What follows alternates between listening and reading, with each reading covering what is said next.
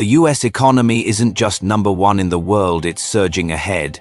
And let's be honest, who can even keep up at this point? Of course, there are doubters, skeptics warning about inflation, whispers of a stock market bubble, and concerns over how long this growth can last. But the undeniable truth: America has never been this wealthy, and compared to Europe, Japan, or Canada, the gap is only getting wider. The Organization for Economic Cooperation and Development, which short-term as OECD, just raised its growth forecast for the United States this year and next. Meanwhile, the Eurozone? Its outlook was cut. That contrast tells a powerful story.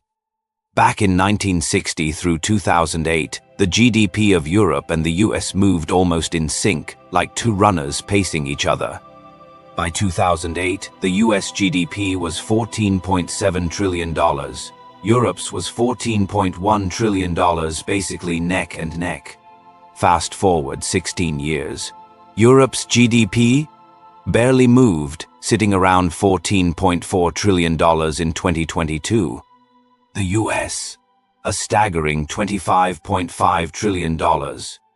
Europe's entire economy now equals just over half of America's. It gets even more eye-opening when you compare living standards. A think tank compared US states with European nations. Italy, richer than only Mississippi, the poorest US state. France, slightly better, but still squeezed between Arkansas and Idaho. Germany, Europe's so-called powerhouse, lands around the same level as Oklahoma. And the UK? Without London's contribution, average incomes would drop low enough to trail America's poorest states. Why is the US so dominant? Part of the answer lies in how both regions bounce back from crisis. After COVID-19, Europe stalled. Germany, its economic engine, was hit hardest. Russian gas cut off, exports to China slowed, factories squeezed by sky-high energy prices. Meanwhile, the US tapped its own massive reserves. America produces 20% of the world's oil, more than Saudi Arabia or Russia, that shielded households and businesses from the kind of energy shock Europe couldn't avoid. The result? Inflation slammed Europe, cutting into wages and crushing spending power. Back in 2008, purchasing power was equal between Americans and Europeans.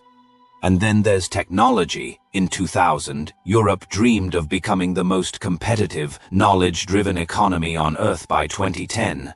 But the 21st century boom happened in Silicon Valley, not Brussels. Google, Apple, Amazon, Facebook, Microsoft, Tesla, all American giants worth trillions. France's Renault? Worth just $10 billion. When France pledged 200 million euros for the metaverse, Zuckerberg had already poured in 30 billion. In artificial intelligence, private investment in France reached $1.7 billion in 2022, while in the US $47 billion. That gap is almost laughable. The dollar's role as the world's reserve currency gives America another unbeatable edge. Washington can finance massive ambitions simply by issuing debt. The EU, in contrast, has a tiny central budget and only recently started pooling debt at all. Europe lacks the deep pension funds and capital markets that fuel innovation in the US. Then came the pandemic.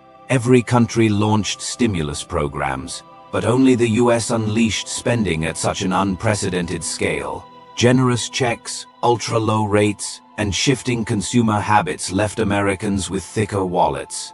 Consumption, the lifeblood of the US economy, roared back, offsetting inflation's bite. Yes, the Federal Reserve has hiked rates aggressively. In most countries, that would have crushed households instantly. But in the US, mortgages and loans are locked in for longer, delaying the pain.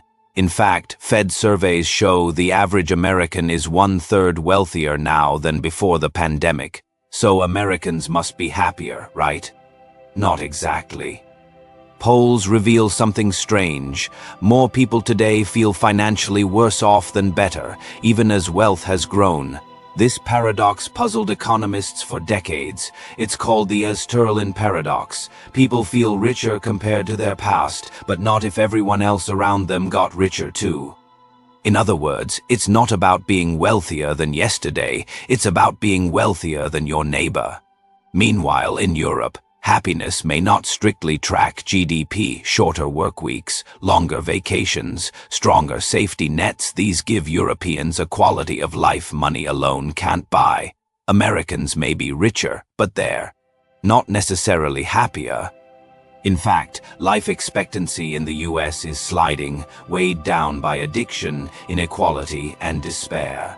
So maybe the real question isn't who has the bigger GDP, maybe it's which system delivers the economy of happiness. And on that front, America and Europe tell two very different stories. If this hidden story of power and wealth opened your eyes, don't let it fade into history.